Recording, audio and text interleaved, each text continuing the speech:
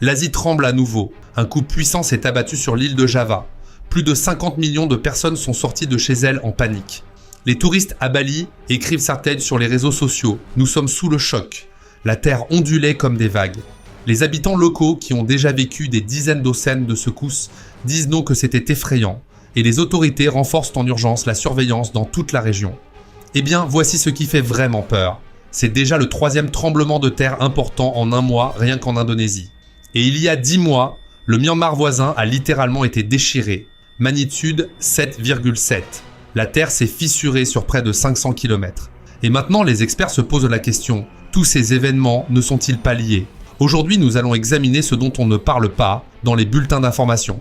Vous apprendrez ce qui se passe réellement sous terre en Asie du Sud-Est en ce moment même, et pourquoi les sismologues sont plus nerveux que d'habitude.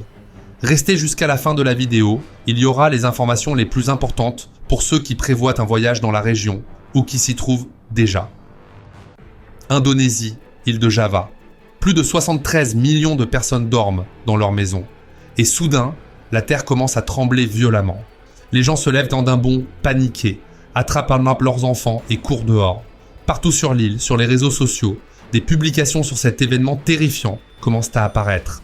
Un tremblement de terre d'une magnitude d'environ 6,5 a frappé à 116 km au sud de la ville de Ponorogo. Selon les estimations préliminaires seulement, plus de 56 millions de personnes ont ressenti les secousses. C'est plus que toute la population de l'Espagne ou de la Corée du Sud. Mais voici ce qui fait vraiment tendre les nerfs. Ce tremblement de terre est déjà le 3e important en un mois. De plus, le dernier s'est produit dans le nord du pays, c'est-à-dire que ça tremble de différents côtés. L'épicentre se trouvait sous l'eau dans l'océan Indien, au sud de Java. Les secousses ont été ressenties dans 17 districts. Dans 15 autres districts, les vibrations étaient plus faibles, mais tout de même perceptibles. Même à Tuban et Jipara, assez loin de l'épicentre, la terre tremblait. 4 minutes après le choc principal, la première réplique de magnitude 4,0. Puis une autre, puis une troisième. 8 heures plus tard, déjà plus faible, 2,8. Et le tremblement de terre de janvier du 10 était encore plus intéressant. À l'époque, l'épicentre se trouvait dans un endroit complètement différent, près de l'archipel de Talaud, nord de Sulawesi, à 52 km de la côte, profondeur de seulement 17 km. C'est, comme nous le comprenons, très peu profond. Certaines sources parlaient même d'une magnitude de 7,1, bien qu'ensuite cela ait été corrigé à 6,5. À l'époque, un risque accru de tsunami avait été annoncé. Les gens ont été évacués. Il s'avère que l'Indonésie tremble à la fois du sud et du nord. Différentes régions, différentes failles, mais toutes en l'espace d'un mois. Voici un autre détail intéressant.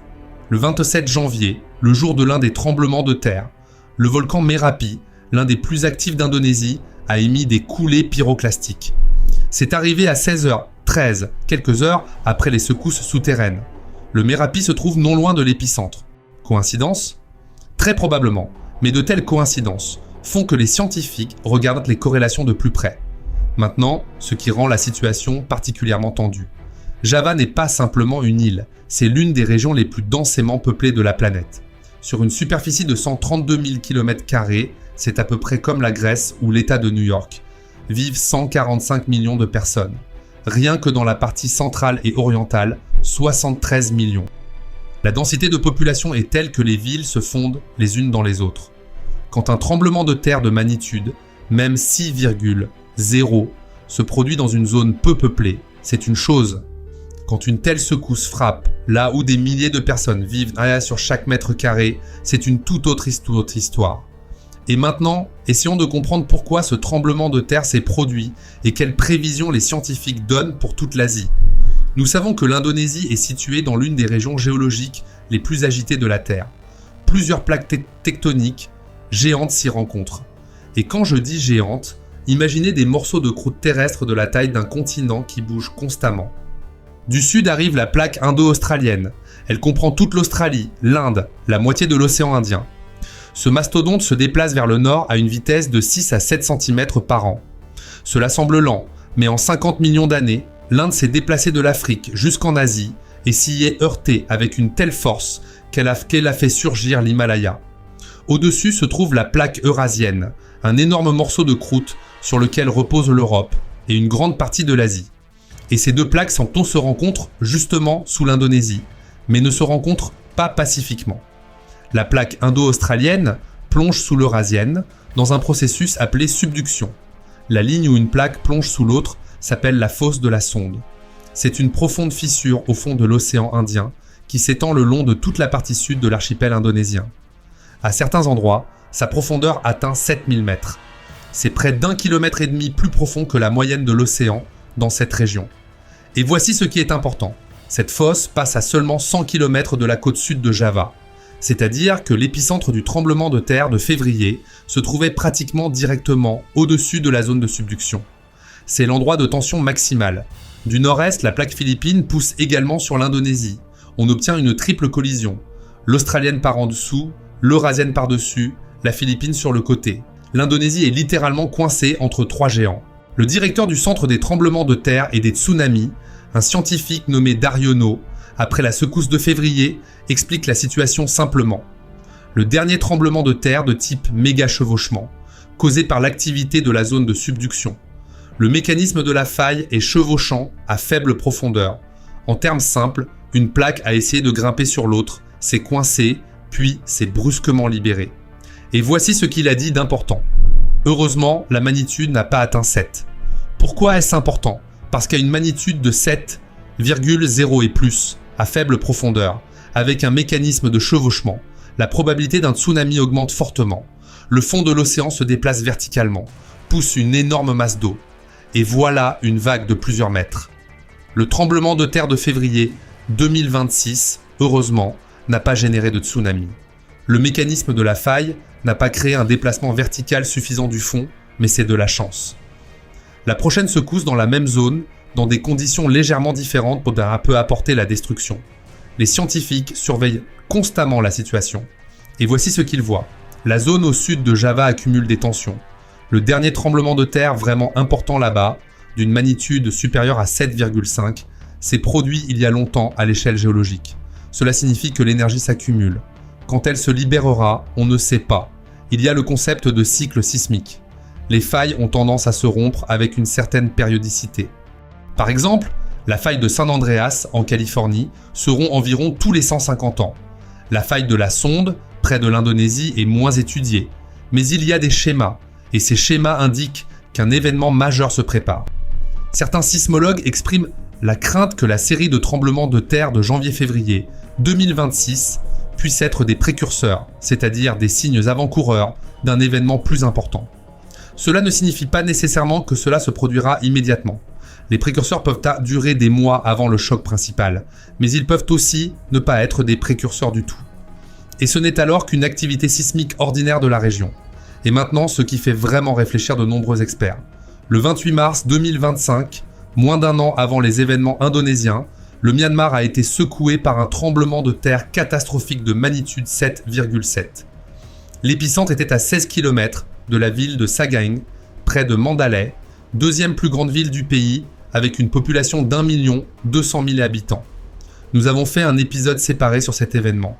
Les faits de cet incident sont terrifiants. Un nombre énorme de personnes a été touché. Des sections de l'autoroute principale du pays se sont effondrées. Le pont historique d'Ava sur le fleuve Irrawaddy s'est effondré. Mais le plus effrayant, c'est l'ampleur de la faille. La rupture de la croûte terrestre s'est étendue sur 460 à 500 km.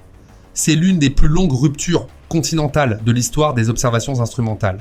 La faille s'est ouverte à une vitesse supersonique, un phénomène appelé supercisaillement.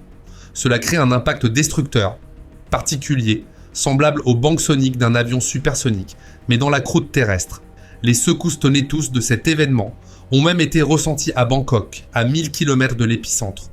Là, un gratte-ciel de 33 étages en construction s'est effondré. Le tremblement de terre s'est produit le long de la faille de Sagaing, une énorme faille décrochante d'extre qui s'étend sur 1200 km du nord au sud à travers tout le Myanmar. Et c'est là que ça devient vraiment intéressant. La faille de Sagaing et la fosse de la Sonde, au large des côtes indonésiennes, font partie d'un même grand système tectonique.